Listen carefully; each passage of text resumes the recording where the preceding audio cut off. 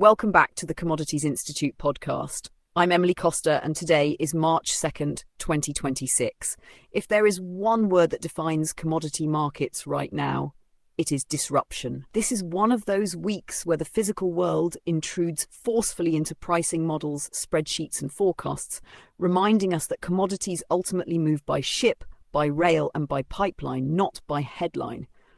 Let's start with oil, because oil is where the shockwave began.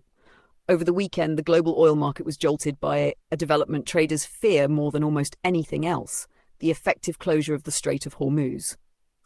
After US and Israeli strikes on Iran, Tehran warned that navigation through the strait was no longer safe. Ship owners responded immediately. Tankers halted. Hundreds of vessels dropped anchor. Several ships were damaged, and at least one seafarer was killed.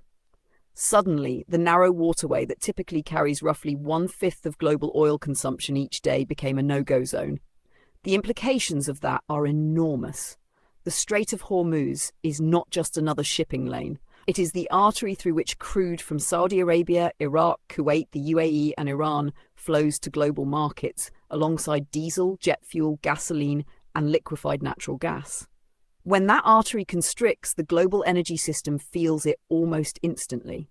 One of the clearest signs of just how severe this disruption is came not from a government or an oil producer, but from a price reporting agency. S&P Global Platts suspended bids and offers for Middle East refined products that require transit through the Persian Gulf. This is an extraordinary step. Platts assessments are the backbone of physical oil pricing. They are used to price millions of barrels every single day. When those assessments pause, it tells you the market itself is struggling to function normally.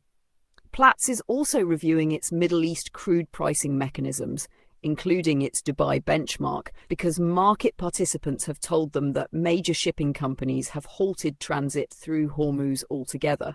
In other words, this is not just volatility. This is uncertainty about whether oil can physically be delivered. Against that backdrop, OPEC Plus met and agreed to raise production by 206,000 barrels per day starting in April. On paper, that sounds supportive. In reality, it is unlikely to calm markets. That increase represents less than 0.2% of global supply. More importantly, spare capacity is limited.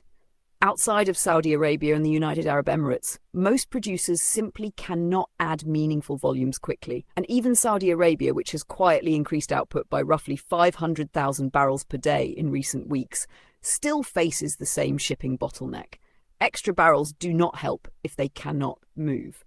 The market understood that immediately. Brent crude rallied sharply, pushing into the low 70s and then surging toward $80 per barrel in over-the-counter trading. Analysts have been blunt. If the conflict escalates or the shipping disruption persists, prices above $100 per barrel are a real possibility. In moments like this, oil prices respond far more to geopolitical risk and logistics than to incremental production decisions. That brings us naturally to shipping, because the oil story cannot be separated from the freight story right now. Major shipping lines have once again begun rerouting vessels away from the Middle East. Maersk, Hapag-Lloyd and CMA CGM have all confirmed that ships are being diverted around the Cape of Good Hope instead of transiting the Suez Canal and Bab el-Mandeb. This adds significant time and cost to voyages, tightening vessel availability and pushing freight rates higher. War risk surcharges are now being applied across the Gulf region. Several marine insurers have cancelled war risk cover altogether for Iranian waters and adjacent areas, effective later this week. Without insurance, ships do not sail. As a result, dozens of tankers, including crude and LNG carriers, are now sitting idle in open waters near key UAE ports such as Fujairah. This is a physical standstill, not a theoretical one. While energy and freight markets are absorbing geopolitical shock, agriculture is dealing with a mix of diplomacy and disease. On the diplomatic side, China has sharply reduced its anti-dumping tariffs on Canadian canola. After a 17-month investigation, Beijing cut the duty to just under 6% from a preliminary rate of more than 75%. Including standard import tariffs, the total effective rate now sits just under 15%, almost exactly what Ottawa had been expecting. China was Canada's second-largest canola market in 2024, and this decision reopens an important trade flow at a time when global agricultural markets are already under strain. The move also reflects a broader shift in China's trade posture. As relations with the United States remain tense, Beijing is signaling to other Western partners that it is open for business and capable of pragmatic compromise. In contrast, the agricultural story inside the United States is far more troubling. Bird flu has devastated poultry flocks in Pennsylvania, wiping out 7.4 million chickens in just 1 month. This outbreak is part of a 4-year epidemic that has now eliminated nearly 200 million birds nationwide. What makes this wave particularly alarming is timing. Infections are appearing earlier than usual, likely driven by unusually cold winter weather that pushed wild birds closer to farms in search of food and open water. Pennsylvania, the 4th largest egg-producing state, is now bracing for further losses as spring migration begins. For consumers, this means continued upward pressure on egg and poultry prices. For producers, it is a reminder that biological risk is one of the most unpredictable forces in agriculture. Let's turn now to metals, where policy risk rather than geopolitics has been the dominant theme. The United States continues to quietly accumulate an enormous amount of copper. After Washington launched a national security investigation into copper import dependency, refined copper imports surged. Last year alone, the US absorbed roughly 1.4 million metric tons of refined copper, an increase of more than 700,000 tons year on year. Much of that metal ended up in exchange warehouses, effectively creating a strategic stockpile without any direct cost to taxpayers. What is fascinating is how pricing dynamics have shifted. The spot arbitrage between US and international prices has flipped, yet forward prices still reflect lingering tariff risk. The mere threat of tariffs has already reshaped trade flows. Imports of copper products such as tube and wire have fallen sharply, while refined metal continues to arrive. At the same time, exports of scrap copper remain high, particularly to China, which may become the next focus of policy action. Also in metals, Malaysia has renewed the operating license for Lynas rare earths for another 10 years. This decision removes a major source of uncertainty for one of the world's most important producers of rare earths outside China. Lynas has invested heavily in its Malaysian processing facility, and the license renewal strengthens supply chains for materials critical to defense, electric vehicles, and clean energy technologies.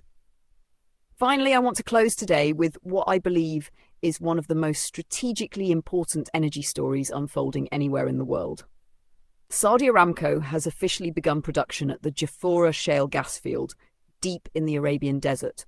This is potentially the largest shale gas development outside the United States, and it represents a fundamental shift in Saudi energy strategy.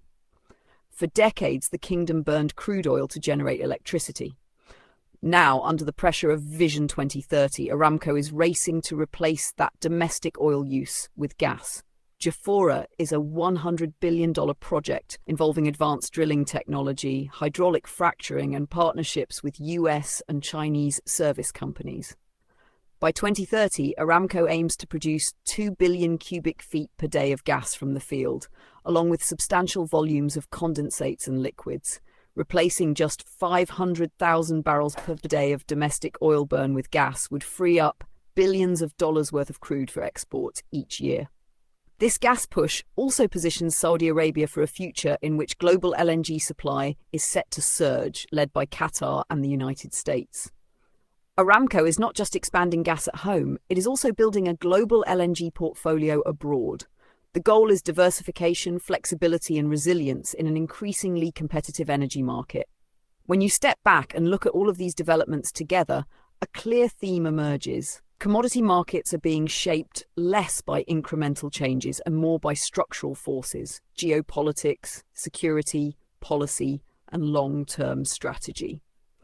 From the Strait of Hormuz to Pennsylvania poultry farms, from US copper warehouses to Saudi shale gas wells, the physical world is reasserting itself. That's all for today's episode. If you found this episode valuable, be sure to subscribe, share, and leave a review. Thank you for listening, and I'll be back with you tomorrow.